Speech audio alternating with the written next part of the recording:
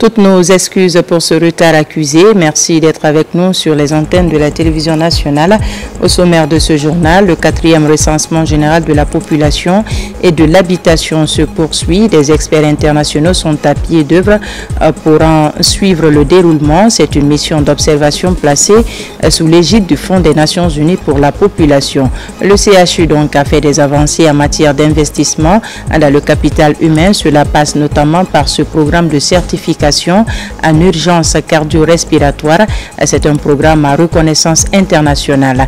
À Hermakonon, dans la commune de Matam, les jeunes s'engagent à lutter contre les ordures réunies au sein du mouvement SOMAD. Ils ont curé les caniveaux le long de la route, de l'autoroute Fidel Castro. Objectif, véhiculer les messages de sensibilisation sur les risques d'inondation. C'est tout pour le sommaire. Bonjour à tous, bienvenue dans ce 13h. Alors que le 4e recensement général de la population et de l'habitation se poursuit, des experts internationaux sont à pied d'œuvre pour en suivre le déroulement.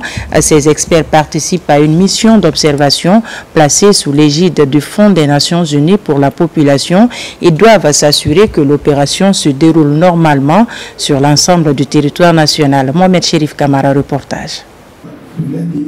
Depuis le 1er juillet, le dénombrement principal du RGPRH4 a démarré dans le pays. Des experts internationaux issus de la coopération Sud-Sud sont donc en mission en Guinée dans le cadre du 4e recensement général de la population et de l'habitation. Cette initiative, placée sous l'égide de l'UNFPA, vise à assurer une observation rigoureuse du processus sur toute l'étendue du territoire national. Nous venons de recevoir nos frères et sœurs d'Afrique sous la coopération Sud-Sud, organisée sous l'égide de l'UNFPA, pour venir voir exactement ce qui est en train de faire en Guinée dans le cadre du 4e recensement général de la population et de l'habitation. Ils sont venus, on les a demandé sous notre invitation pour venir voir exactement qu'est-ce qui est en train d'être fait. De son côté, le représentant résident de l'UNFPA a souligné l'importance de cette mission dans le cadre de la coopération entre les pays du Sud. Cette étape est d'autant plus intéressante parce qu'elle permet un enrichissement mutuel entre les pays impliqués afin de continuer le parcours d'harmonisation des statistiques au niveau sous-régional. Pourquoi? Parce qu'en fait, il est très important, compte tenu de l'intégration sous-régionale, mais aussi continentale au niveau de l'Afrique, le fait d'utiliser des approches similaires et d'avoir des données comparables grâce à l'adoption de méthodologies aussi similaires. Cette mission d'observation traduit l'engagement de la Guinée et de ses partenaires à faire du RGPRH4 un processus inclusif, transparent et conforme aux standards internationaux. Les observations et recommandations issues de cette initiative contribueront à renforcer la qualité des données statistiques indispensables à la planification du développement national. Les responsables de la coalition pour le soutien du oui au référendum du mois de septembre étaient à la maison de la presse ici à Conakry. Le but de cette sortie est de vulgariser le contenu du projet de nouvelle constitution. Mikini Moussa Kamara et Nabilaï Moussa Kamara. C'est une mobilisation bien différente d'une simple manifestation culturelle. Une occasion pour les organisateurs d'expliquer la portée du projet de nouvelle constitution. L'esprit de ce document fondateur est compris et applaudi par ces milliers de femmes et de jeunes venus de plusieurs contrées de la Basse-Guinée. Le mouvement s'appelle Bambadougi sous la coupole de la Guinée-Malani. Je ne sais pas si les autorités l'ont fait à bon escient, mais en tout cas, le jour où on va voter notre constitution, le 21 septembre, ce sera également la journée internationale de la paix. Je ne citerai que 3 actes. Il a mis en place le Britannique militaire.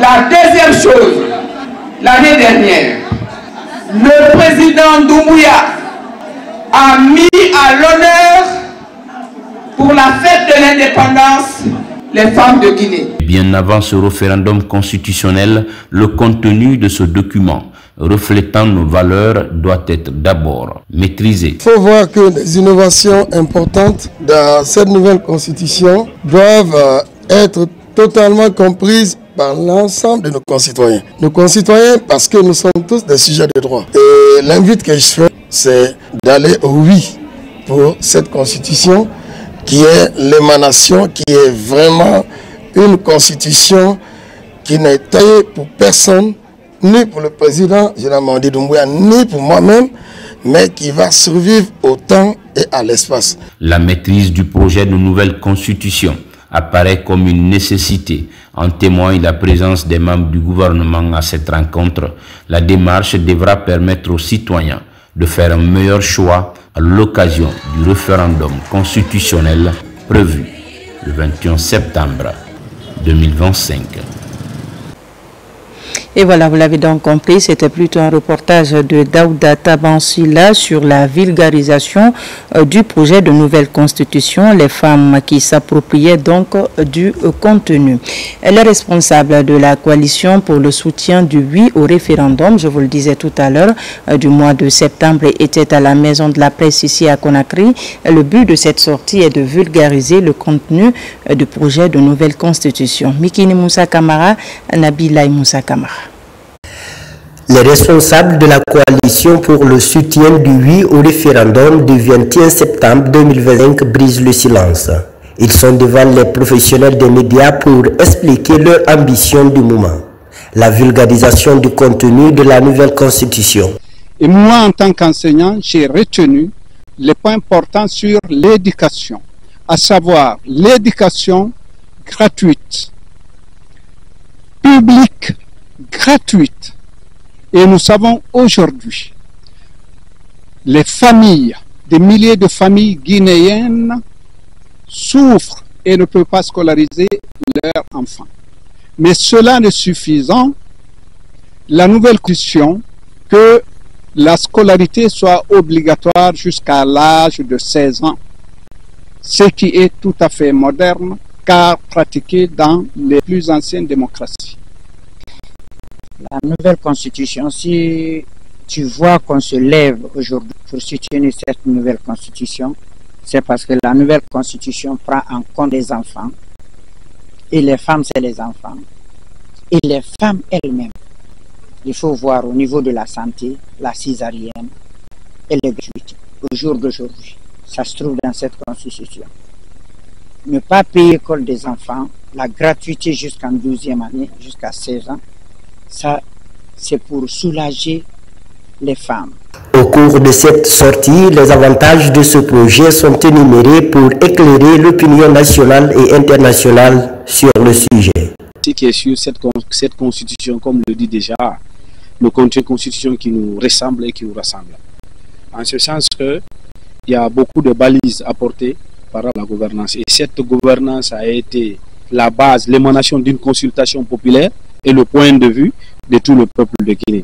Ceci étant, nous pensons que la constitution que la Guinée n'a jamais eue, qui prend en compte les préoccupations des populations à la base, mais qui balise aussi la façon de gouverner le pays. C'est la première fois que dans une constitution, on parle de candidature indépendante, libre, que vous soyez issu d'un parti politique ou non. Si vous avez l'assentiment d'une grande majorité de la population guinéenne,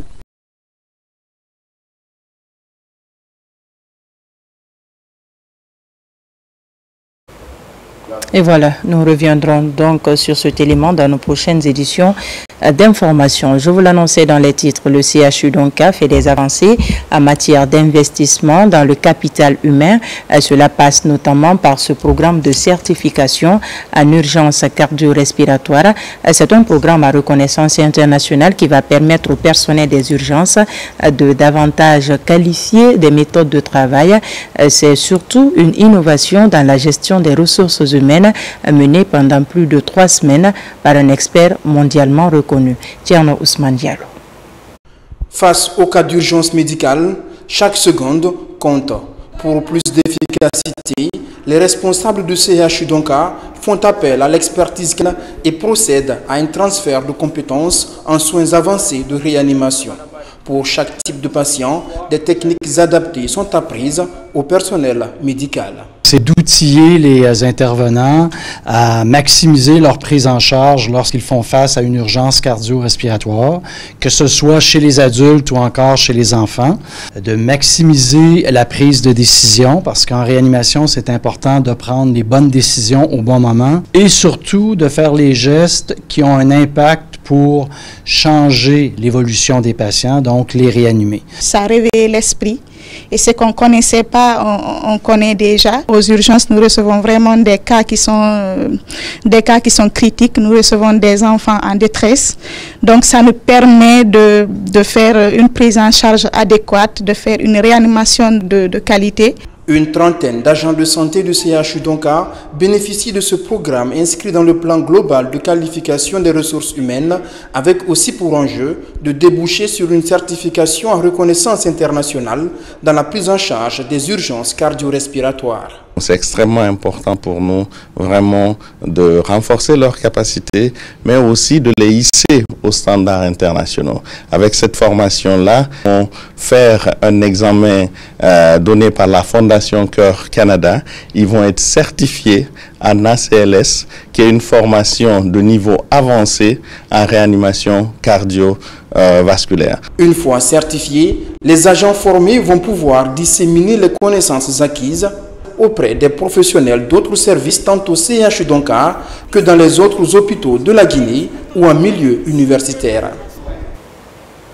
Dans la 3e région militaire de Kankan, la rencontre des médecins-chefs pour renforcer les capacités opérationnelles des hommes en uniforme. Au cœur du rendez-vous, renouveler des engagements pour améliorer le système de santé au sein des centres médicaux des forces de défense et de sécurité.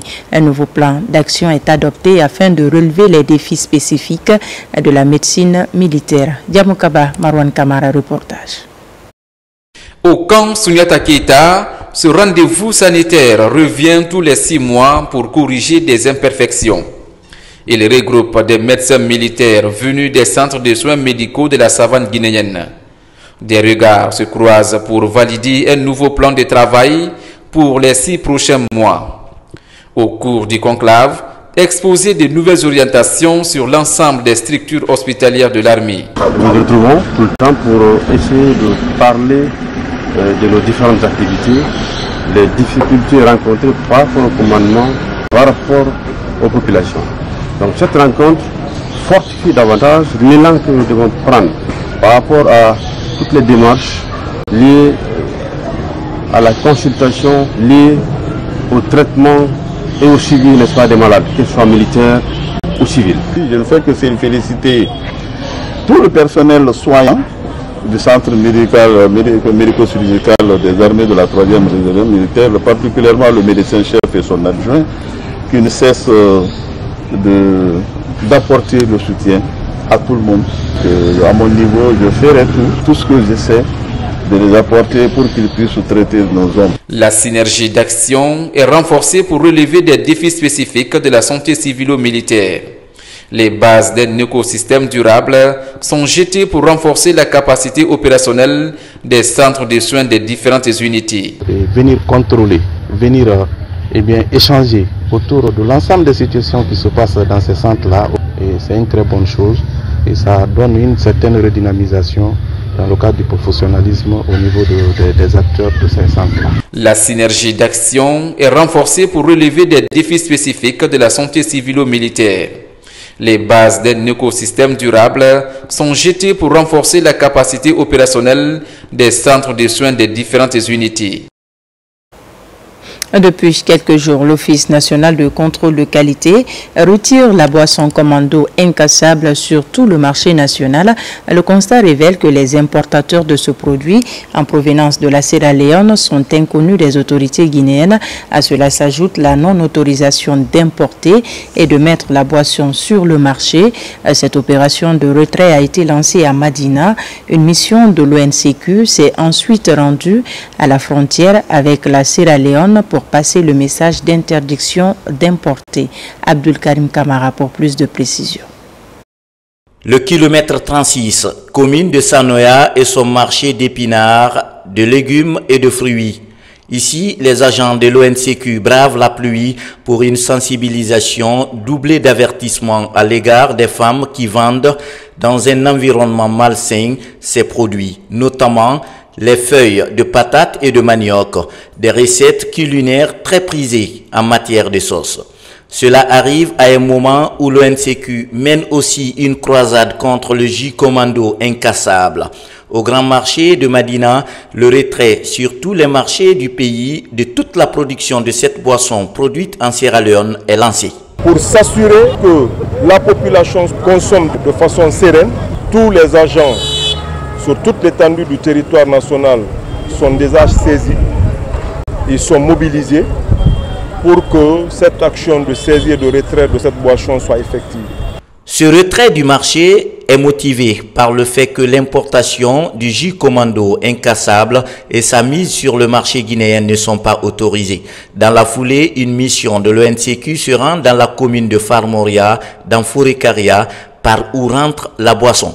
Objectif conféré avec les autorités et acteurs de ce poste frontalier afin d'interdire désormais l'importation du produit en Guinée. Si ces services ne sont pas soutenus, ne sont pas accompagnés, ce qui reste clair, nos marchés continueront toujours à être abondés par des produits venant de tous bords.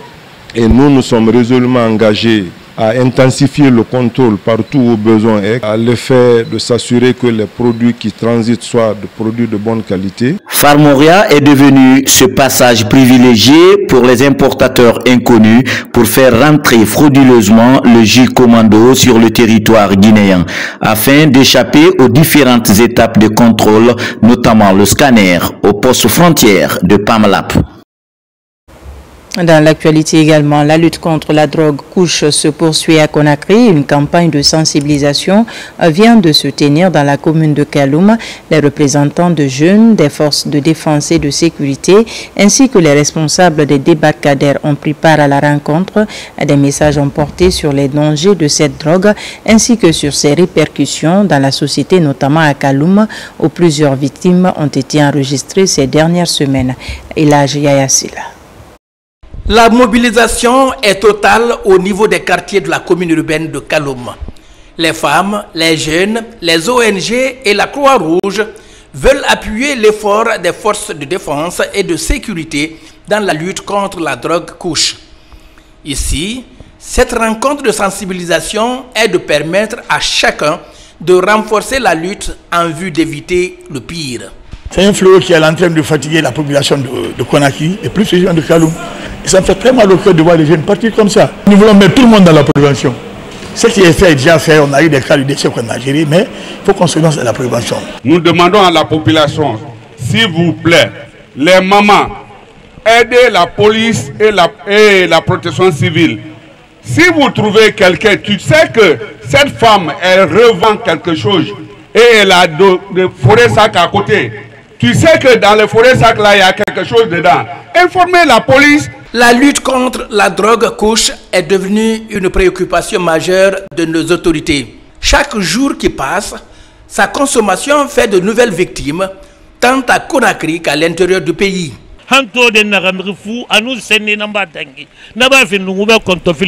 Il y a 16 personnes mortes depuis 2 semaines. Chaque fois, le maire demande d'enlever un cadavre 1 à 2 endroits. Nous sommes inquiets pour les jeunes. Nous demandons à tous les agents des forces de sécurité de se mettre à notre disposition dans les quartiers. Vous les femmes de Kaloum, levez-vous pour lutter contre cette drogue qui tue les jeunes. Nous, les femmes, sommes responsables de leur éducation. À l'image de la commune de Kaloum, cette campagne de sensibilisation touchera toutes les communes en vue de progressivement mettre fin à la pratique qui n'est pas sans effet aujourd'hui sur la jeunesse. L'actualité nationale, c'est aussi le lancement dans la forêt de Kakimbo de la campagne de reboisement 2025 pour la commune de Ratoma. Au cours de cette opération, plus de 1500 plants seront mis en terre. C'est pour sauver les berges de la rivière Kakimbo où plusieurs bâtiments sont construits au niveau des sources d'eau. C'est le quartier Kipé qui porte l'initiative en collaboration avec les autorités locales. Moussa Bangoa. Ensemble, faisons renaître la nature.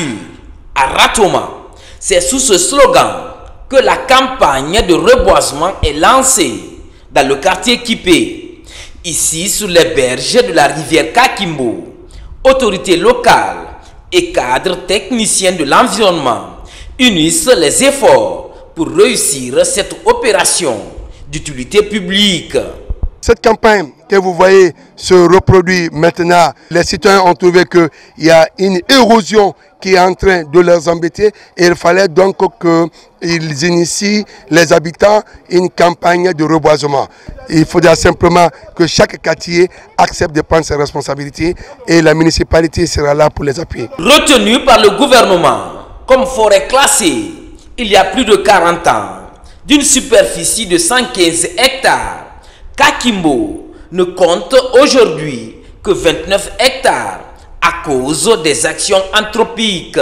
Dans cet exercice de sauvegarde de l'environnement, 1600 plants seront mis en terre. Cette vulgarisation, c'est au chef secteur, au chef carré et aux autres membres du conseil de quartier que je demanderai d'intensifier la campagne. Qui connaît Kakimbo, si tu as de l'argent à mettre dedans, tu le feras pour sauver la population. Ce reboisement est très capital. Ça enrichit leur quartier en espace vert. Cette forêt classée de Kakimbo, il y a 9 forages de la SEC qui sont dedans, qui ravitaillent la commune en eau potable. Donc plus c'est reboisé, plus il y a des arbres, plus il y a la pluie, plus l'eau souterraine se renforce en eau potable. En plus du reboisement, les occupants des berges de la rivière Kakimbo sont sensibilisés pour lutter contre d'éventuels cas d'inondation qui causent de nombreux dégâts en cette période de grande pluie.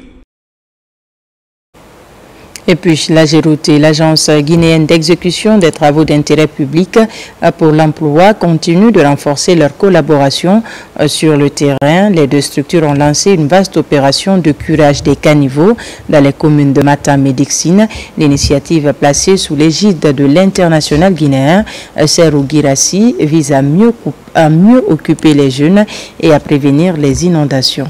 Moussa Koumara. C'est un signal fort en faveur de la salubrité publique et de la prévention des inondations. L'agence guinéenne d'exécution des travaux d'intérêt public pour l'emploi lance une vaste opération de curage des caniveaux dans les communes de Matam et d'Ixine. Un acte citoyen, une mobilisation collective et une stade du ballon rond pour rappeler que l'environnement, c'est l'affaire de tous. On est tous des citoyens guinéens, on fait partie de ce pays.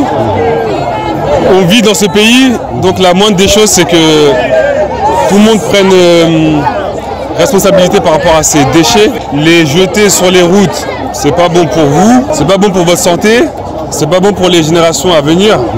Avec l'implication des jeunes, des femmes et des leaders locaux, l'opération concerne plusieurs quartiers. Une seule détermination, redonner un visage plus sain à leur environnement. Aujourd'hui, nous sommes avec ces jeunes qui sont de notre ressort, qui viennent curer leurs propres caniveaux pour qu'il puisse y avoir la propriété dans le quartier. Donc il est important que ces quartiers-là soient favorisés dans ce qu'on est en train de faire et que vous travaillez pour nettoyer complètement les fosses pour éviter que ces quartiers-là ne soient inondés. Cette campagne s'inscrit dans une logique de prévention durable face aux inondations, mais aussi de sensibilisation communautaire. D'abord pour trouver de l'emploi temporaire pour vous, la jeunesse, mais aussi, comme je le disais tantôt, améliorer votre condition de vie. Il est bon d'initier des campagnes d'assainissement, mais il est bon aussi de prendre des précautions. Cette action de l'agence guinéenne d'exécution des travaux d'intérêt public avec l'accompagnement du ministère de la Jeunesse et des Sports entend impulser une nouvelle dynamique citoyenne pour un cadre de vie plus sûr et plus digne. Dans le même registre, à Hermakono, dans la commune de Matam, les jeunes s'engagent également à lutter contre les ordures. Réunis au sein du mouvement SOMAD, ils ont curé les caniveaux le long de l'autoroute Fidel Castro. Leur objectif est aussi de véhiculer les messages de sensibilisation sur les risques d'inondation dans le Grand Conakry, surtout en cette période de grande pluie. Aboubakar Junior Camara compte rendu. En cette période de grande pluie, plusieurs quartiers de la capitale enregistrent des inondations. Pour assister donc les services techniques de l'État à lutter contre ce phénomène, la jeunesse de Hermakono, dans la commune de Matam, réunie au sein du mouvement SOMAD, retrousse les manches pour curer des caniveaux au long de l'autoroute Fidel Castro. Un acte citoyen qui améliore le cadre de vie des populations. Cette action citoyenne traduit l'engagement des jeunes de Hermakono à améliorer le cadre de vie de nos familles. Nous invitons tous les quartiers de Conakry à en faire de même. Vous avez vu les caniveaux qu'on a curés. Quand il pleut, c'est un blocage systématique et c'est source d'inondation. Après, il y a des familles éplorées, il y a des victimes, il y a des blessés, il y a des malades. Donc l'idée, c'est que tout le monde soit sensibilisé à l'assainissement de nos quartiers. Ce coup d'envoi est aussi un acte de sensibilisation pour des autres communes et quartiers du Grand Conakry. L'objectif des organisateurs est d'amener chaque citoyen à balayer devant sa porte. Ça représente un grand événement pour nous dans le cadre de l'assainissement, dans le cadre de la propriété et de l'émulation entre la jeunesse et les populations de notre quartier. Ça améliore assez de conditions dans nos quartiers parce que d'abord il y a la propriété, il y a la santé qui émane des populations et de la jeunesse. Pas une première pour la jeunesse de Hermakono d'organiser les opérations d'assainissement. Il compte accompagner la vision du chef de l'État à travers des activités citoyennes. Et pour finir, c'est à Yelenzo, dans la préfecture de Zérékoré, que le directeur national de la protection des végétaux a officiellement lancé une campagne de lutte contre l'infestation de chenilles et de fourmis rouges. Ce sont des espèces qui s'attaquent aux cultures et qui causent parfois des pertes énormes aux acteurs du monde agricole. L'événement s'inscrit donc dans l'objectif de répondre à l'urgence sanitaire signalée dans ces communautés. Lancy Kamisoko est notre correspondant dans la région. Dans ce bas-fond risicole de Yalenzo, ils sont en ordre de bataille contre les menaces des chenilles défoliatrices et les fourmis rouges, connues pour leur ravage sur diverses cultures, représentant une menace significative pour la sécurité alimentaire et les revenus des agriculteurs de Zérékoré. L'initiative est de la Direction nationale de la protection des végétaux visant à protéger les récoltes et à soutenir les efforts des agriculteurs face à ces nuisibles. Au-delà effectivement de l'impact sur les cultures, mais il y a un impact de santé publique aussi qui est là. Parce qu'elles sont tellement dangereuses pour la santé humaine. Donc, vu la situation, le ministre de l'Agriculture et de l'Élevage, à son excellence M. Félix Lama, n'a pas vraiment ménagé d'efforts. Effectivement, il a mobilisé toutes les ressources possibles et mobilisé l'équipe pour se rendre effectivement sur le terrain à Zérékoré et pour stopper cette situation. Cette réponse immédiate au cri de cœur des agriculteurs de Zérékoré est un réconfort pour les autorités administratives. Il y a une situation, une calamité naturelle qui avait été signalée à monsieur le chef de département il y a de cela 48 heures. Nous voilà aujourd'hui, toutes les dispositions ont été prises pour venir stopper systématiquement ces fourmis et ces chenilles ravageuses. Partie de deux localités, la menace des chenilles défoliatrices concerne aujourd'hui presque toute la région forestière, les préfectures de Sigiri, Kankan et Kirouané en Haute-Guinée. Voilà qui m'a fait à ce journal. Merci de nous avoir reçus chez vous. L'actualité se poursuit sur notre site le www.tgguinée.info. On se retrouve à 17h pour d'autres informations de la Guinée, notre paradis, terre de richesse et d'innovation.